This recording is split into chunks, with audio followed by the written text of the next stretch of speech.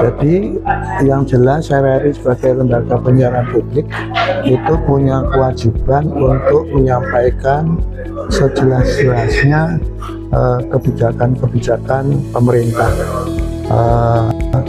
dan membuka juga kemungkinan untuk melakukan interaksi dalam pengertian opini publik seperti apa.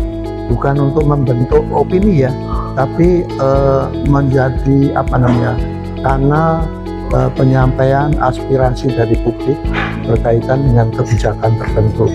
Tidak dalam pengertian negatif, tapi justru dalam pengertian positif, karena kita harus yakin bahwa apa yang dilakukan pemerintah, setiap kebijakan pemerintah itu pasti berpihak kepada kepentingan publik.